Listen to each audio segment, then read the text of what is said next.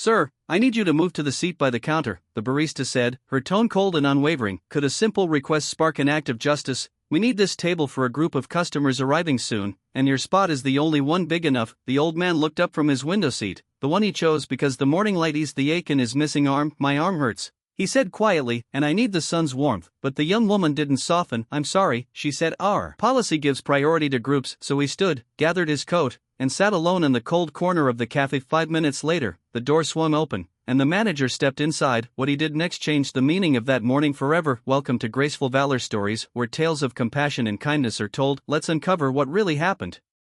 The morning sun was just beginning to thaw the frost that clung to the windows of Milltown, Pennsylvania. It was the kind of winter day that made everything feel a little slower, a little softer, and for Walter Price, those quiet moments mattered more than he'd ever admit. Walter was 78, a man built from quiet strength and the long, slow patience of someone who'd seen enough. He'd lost his left arm halfway down the forearm in Vietnam, a memory he didn't wear like a medal, but like a part of himself that had never really left. The prosthetic he wore was nothing fancy, just a plain gray composite arm, scuffed in places, but still solid. He didn't mind the cold, not like he used to, but even on the best days, the cold air found its way into the empty space where bone and skin used to be. So that morning, he slipped into the Union Coffee House like he always did, drawn by the promise of warmth and something gentle to start the day. The bell above the door chimed softly as he entered, a sound that always made him smile, even if just a little. The scent of roasted beans and fresh bread wrapped around him like a memory. He paused for a moment, breathing it in, feeling it settle into the small places in his chest that still hurt when he remembered too much. Walter made his way to his usual table by the window. It wasn't about the view, it was about the light. The sun streamed in just enough to warm the spot where his arm ended,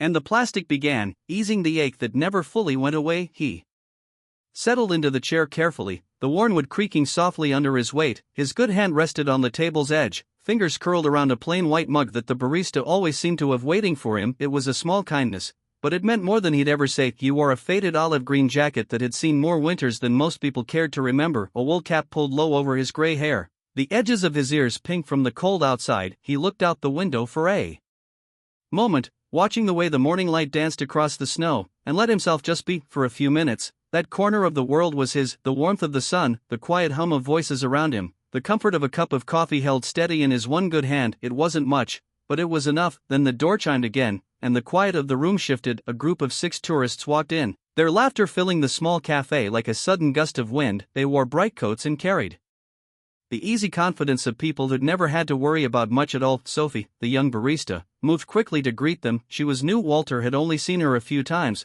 but she carried herself like she was trying to prove something. She wore her hair pulled back in a messy bun, her black apron clean and pressed. She took their order with a smile that didn't quite reach her eyes, glancing over her shoulder at the full tables. Then her eyes landed on Walter, and he felt the shift before she even took a step. The warmth he'd found in the sun seemed to flicker just a little. "Excuse me, sir," she said, her voice polite but cold, like a door clicking shut. She stood beside his table, her posture straight, her fingers tight around the edge of her notepad. "We have a group that needs this table. Could you move to the counter seat, please?"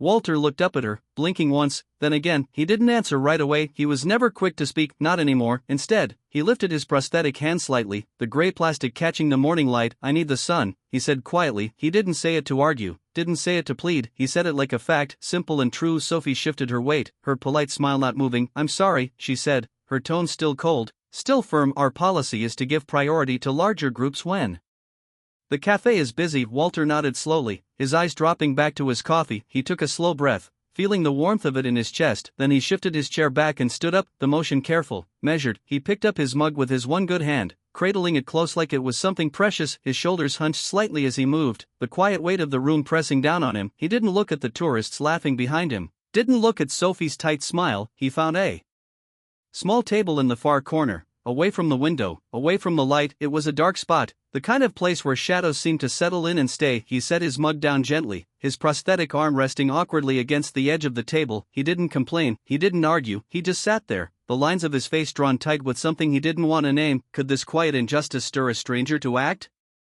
Across the room, Rebecca Stone watched it all unfold. She sat alone at a small table near the center of the cafe, a half-finished cup of tea in front of her. Her dark green coat was still buttoned up, her soft cream scarf draped loosely around her neck. Her hair fell in gentle waves around her shoulders, and her eyes, sharp, thoughtful, followed every quiet movement Walter made. She was a lawyer, The kind who fought for the voices people tried to ignore, and she saw in that moment something that went deeper than a seat by the window. She saw the way Walter's shoulders curved in on themselves, the way he kept his gaze low, his breath measured. She saw the quiet way he accepted what was asked of him, even when it cost him a small piece of his dignity, and something in her chest tightened, a quiet fury that she kept hidden behind steady eyes. She watched as the tourists took his old table, their laughter ringing out like it had every right to. She watched as Sophie turned away, already moving on to the next order, the next task, and she watched as Walter sat in the shadows, the warmth of the sun replaced by the chill of a corner no one wanted. For a moment, Rebecca didn't move, she just let herself feel the weight of it, the sharp, quiet injustice that clung to the edges of the room. Then she reached for her phone,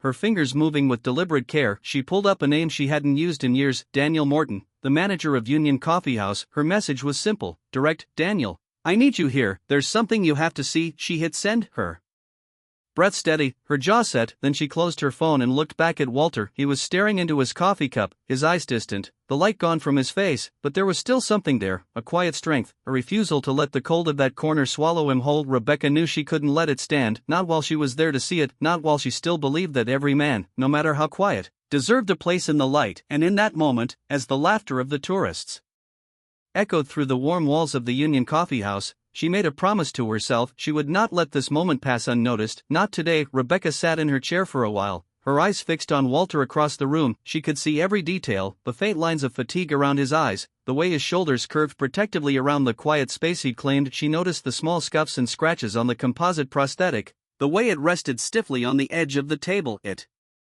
wasn't just an object, it was a story of loss and quiet perseverance, of a man who'd learned to carry more than most people would ever understand. She watched him lift the plain white mug to his lips, his motion slow and deliberate, as if each movement was weighed against the memories that haunted him. He didn't glance around the room, didn't seem to notice the tourists who had taken his seat. They were laughing easily, talking over each other like the world had never asked them to sacrifice a thing. Their bright coats and easy smiles filled the window seat with a kind of careless warmth. Walter sat alone in the shadows, his face turned down toward his coffee. There was no anger in his posture, no sign that he wanted to fight back, just a quiet resignation, like he'd long ago accepted that some things in life were not his to keep. Rebecca felt a slow heat build in her chest. She had spent years in courtrooms and conference rooms, fighting battles that most people never even saw, but this was different. This was human, raw, and it settled into her bones like a promise. She reached for her phone again, her fingers steady as she typed out a message. Daniel, it's Rebecca Stone, there's a situation here you need to see. She paused, letting the words sit for a moment, then she added,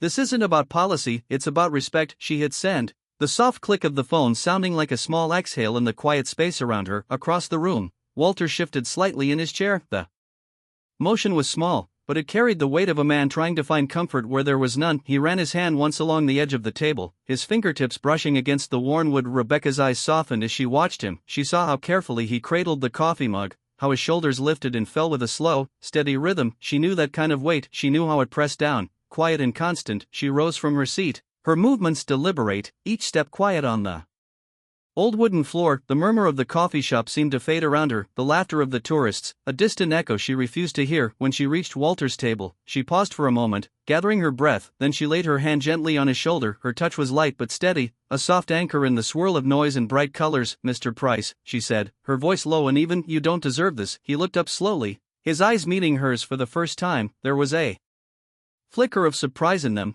then a tired smile that didn't quite reach the corners of his mouth. Ma'am, he said softly, his voice rough, but kind. You don't need to worry about me. Rebecca shook her head, her hand still resting on his shoulder. It's not about worry, she said, it's about what's right. Walter's smile faded just a little, and he let out a breath that sounded like it had been waiting a long time to be released. I've been through worse, he said quietly, his fingers tapped once against the side of the coffee mug. It's just a seat. Rebecca's eyes narrowed, her voice soft but firm. It's never just a seat, she said, not when it costs a man his dignity. Walter didn't argue, he just looked at her for a long moment, then lowered his gaze back to the coffee in front of him. I appreciate it, he murmured, but I've learned not to expect much. His voice was calm, but there was a hollow ring to the words that cut deeper than she expected. Rebecca let her hand drop to her side, but she didn't step away. She glanced at the window seat where the tourists were still talking, still oblivious to the small storm they'd stirred in the quiet of the cafe. Then she turned back to Walter, her jaw set. You shouldn't have to expect less, she said softly, not after everything you've given. Walter didn't answer right away. He traced the rim of his mug with his finger, the soft scrape of nail against ceramic, a quiet counterpoint to the laughter across the room. Finally, he looked up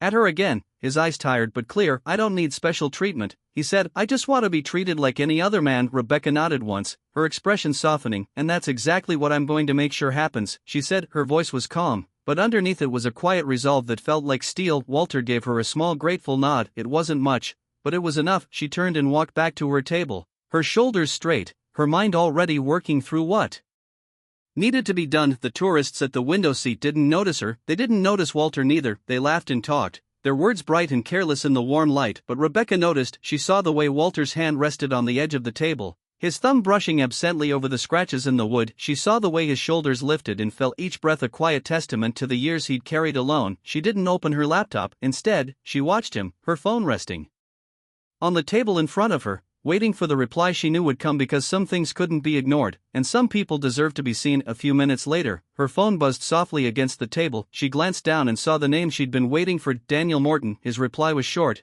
but it was enough. "On my way." Rebecca let out a slow breath, her fingers curling around the edge of the phone. Then she looked back at Walter, her eyes soft but unwavering. He didn't look up, but she could see the slow, steady rhythm of his breath, the quiet dignity that no one else in the room seemed to understand. She knew she couldn't change the past, she couldn't take away the years of quiet endurance, the battles fought in the silence of long nights and early mornings, but she could make sure that in this moment, the small sunlit cafe, he was seen, he was honored. And as she watched him lift his coffee cup again, the light catching on the smooth gray plastic of his prosthetic, she felt a quiet promise settle into her bones. She wouldn't let this be just another morning, not for him, not for the man who had given so much and asked for so little. Daniel arrived at the Union Coffee House just as Rebecca's phone went dark again, her final message sent. He pushed open the door with a quiet determination, his eyes scanning the room until they settled on her. His salt and pepper hair was still dusted with snow, his navy cardigan buttoned up tight against the cold. He moved across the cafe with the slow, measured steps of a man who carried responsibility in his bones. Rebecca rose to meet him halfway, her expression calm but resolute. Daniel gave her a small nod, his brow furrowed with the kind of worry that only deepened when he saw the tired man sitting alone in the corner. "What's going on, Rebecca?" he asked quietly,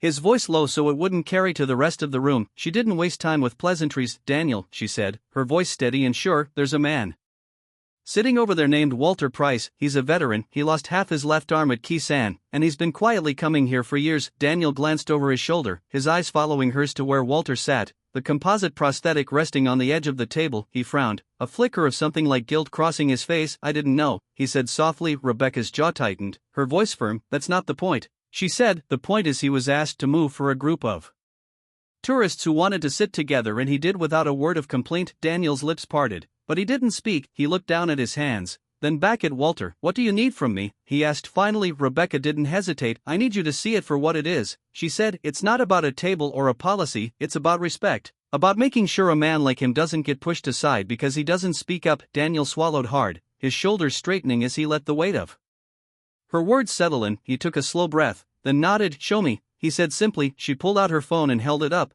the screen glowing softly between them. On it was an old newspaper clipping yellowed around the edges, but still clear enough to read. The headline was simple: "Local Marine awarded Silver Star for heroic actions in Khe Sanh." Daniel took the phone, his eyes scanning the lines slowly, the story of a man who had carried more than anyone should ever have to. When he looked up again, his eyes were softer, his voice low and careful. "I didn't know," he said again, but this time, there was something different in the way he said it, something that said he was ready to make it right. Rebecca gave him a small, almost imperceptible nod. "Then let's do it," she said. She stepped back, giving him room to move forward, to take the lead. The cafe had grown quieter as the minutes slipped by, the hum of conversation turning to a hush that seemed to hang in the air. Even Sophie, standing behind the counter, was watching, her face pale and stricken as she realized the weight of what she'd done. The tourists at the window had stopped laughing, their bright coats suddenly seeming out of place in the heavy stillness. Daniel walked slowly to Walter's table, every step deliberate. When he reached him, he didn't stand over him like a man in charge. He knelt slightly, bringing himself closer to Walter's level. "Mr. Price," he said quietly, his voice carrying enough weight that even the tourists turned to listen. "I owe you an apology." Walter looked up, his one good hand wrapped around the warm ceramic of his coffee cup. His eyes were steady, tired but calm, and he didn't flinch from Daniel's gaze. "You don't owe me anything," he said softly. Daniel shook his head, his face open and earnest. "I do," he said, his voice thick. "I didn't know your story, and that's my failing. This place, your seat, it's yours whenever you need it, always." The words hung in the air for a moment, quiet and heavy. Sophie's eyes flickered with shame, and the tourists looked down at their cups, their laughter gone silent. The whole room seemed to breathe in unison. The hush deep and solemn. Walter took a slow breath, his shoulders relaxing just a little. He lifted his head, meeting Daniel's eyes with a faint, weary smile. "I don't need special treatment," he said quietly, his voice even. "I just want to be treated like any other man." Daniel's eyes shone with something close to regret, his lips pressed into a thin line. "And that's what you'll have," he said, his voice firm. "No exceptions, no more questions." For a moment, neither man moved. They just sat there in the quiet, the soft clink of a spoon against ceramic in the background, the low murmur of the heater. It was a small, simple moment, but one that felt bigger than anything else in the room. Rebecca watched from a few feet away, her hands resting on the back of a chair, her eyes soft but unyielding. She saw the way Walter's shoulders lifted, the way his chin came up just a fraction. It wasn't defiance, it was something quieter, something closer to relief. The tourists shifted in their seats, their eyes darting between Walter and Daniel. One of them, a young man in a bright red jacket, stood up slowly, his face pink with something like shame. He didn't say anything, just picked up his cup and walked to the counter, giving Walter a small, respectful nod as he passed. Sophie stepped forward from behind the counter, her voice low and careful. "Mr. Price," she said softly, her eyes bright. "I'm sorry, I didn't understand." Walter didn't smile, but he nodded once, a quiet gesture of forgiveness that seemed to ease the tension in the room. Daniel took a slow breath and stood up, his shoulders straight. He turned back to the cafe, his eyes meeting each patron in turn, his voice calm but certain. "This man has given enough," he said, his tone gentle but firm, "and in this place, he will be honored always." The words settled into the warm wood and soft light of the cafe, sinking deep. No one argued, no one looked away. Walter let out a slow breath, his shoulders settling back as he lifted his mug once more. The coffee had gone lukewarm, but he didn't seem to mind. For the first time that morning, he looked out the window with something close to peace in his eyes. Rebecca stepped forward then, her voice soft, but filled with quiet pride. "And that's all any of us ever want," she said gently, "to be seen, to be known, to be treated with the dignity we've earned." Walter looked at her, his expression calm, and he nodded once. A small weary smile tugged at the corner of his mouth. It wasn't much, but it was enough. And as the cafe slowly came back to life, the gentle hum of voices and the soft clink of cups filling the silence, Walter sat back in his chair, the light from the window soft on his face. He didn't need the words, he didn't need the applause, he just needed this, a quiet place in the sun and the simple respect of being seen. Rebecca stood beside Walter, her presence like a quiet shield. Her eyes were bright with something fierce, something unyielding. "And that's what you've always deserved, Mr. Price," she said softly, her voice carried across the small cafe, a gentle weight that settled in every corner. The words seemed to echo in the quiet, weaving themselves into the worn wood and warm light. Walter didn't answer, but the faintest smile touched his lips, a small flicker of gratitude in his tired eyes. For a moment, everything was still. The low murmur of conversation, the clink of cups, even the soft hum of the old radiator all seemed to pause. And then, quietly, a young man in a bright red jacket stood up from the window seat. He didn't look at his friends, didn't say a word, he just took a breath and walked over to Walter's table. There was a flush in his cheeks, and his hands were tight around the empty coffee cup he carried. When he reached Walter, he paused, his eyes met the older man's, steady and full of something like apology. Then, in a quiet voice, he said, "This seat, it's yours too, sir." He stepped back, leaving the chair by the window empty once more. The light fell across it, warm and gentle, as if it had been waiting all along. Walter looked at the young man for a moment, then nodded once, slow and deliberate, and he rose from his chair in the dark corner, moving with the careful precision of a man who had learned not to waste his strength. Rebecca stepped back to give him room, her eyes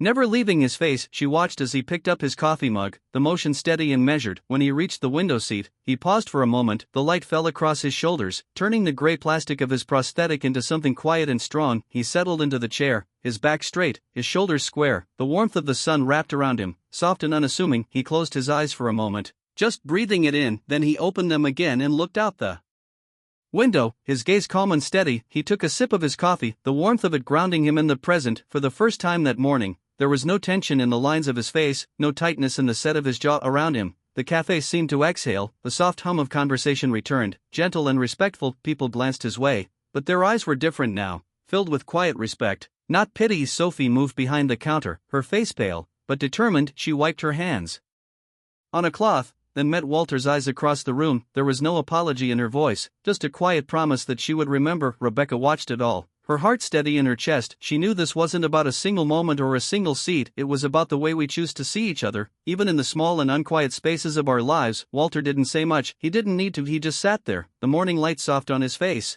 his coffee warm in his good hand. The young man who had given up the seat lingered nearby for a moment as if he wanted to say more, But in the end he just nodded to Walter and returned to his friends, his shoulders a little straighter than before. Sometimes respect didn't need words. Daniel stood near the counter, his expression calm and thoughtful. He met Rebecca's eyes and gave her a small nod, a silent thank you, a quiet acknowledgement of what she had done. She returned it with a faint smile, her shoulders relaxing for the first time that morning. She knew that this wasn't the end, that the world would keep turning, that tomorrow would bring its own battles and burdens, but for today, the small act of dignity reclaimed was enough. She looked back at Walter, the quiet lines of his face eased by the light. He sat like a monument in that small corner of the world, not a relic, not a burden, but a man who had given enough, a man who deserved to be seen, a man who had been returned to the light. The tourists who had once filled the window seat spoke in hushed voices now, their laughter soft and careful. Rebecca could see the way they glanced at Walter, the way their eyes seemed to linger just a moment longer. They had been part of the story, too,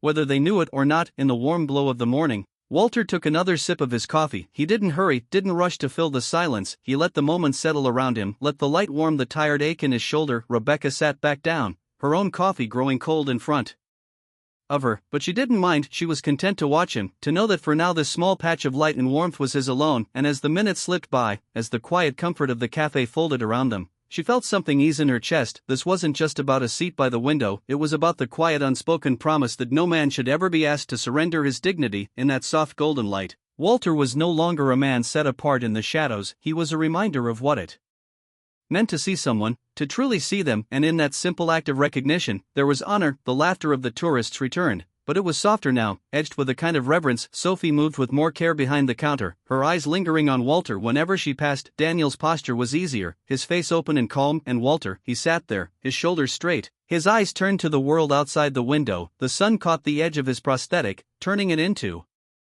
something quiet and strong. Rebecca knew there would be other mornings, other quiet battles to be fought, but for today, in this small cafe, something had been restored, something precious, something that no one had the right to take away. In the gentle hush of that winter morning, Walter Price was seen not as a burden, not as a relic, but as a man, a quiet testament to the dignity that never fades, no matter how many winters pass. And as she watched him sit there, bathed in the warmth of the sun, Rebecca understood. Sometimes it only takes a moment, a quiet stand, a gentle word, a seat returned to remind the world that every man's story matters, especially when that story is his own. In our darkest moments, kindness still finds a way, often in the quietest places. Not everyone who helps wants recognition, some just need to know that today someone isn't going hungry, and sometimes that alone is enough to change a life. You may forget the story, but if no one retells it, history stays silent forever. Subscribe to Graceful Valor Stories, where justice is honored, kindness is remembered, and no act of quiet heroism is ever lost.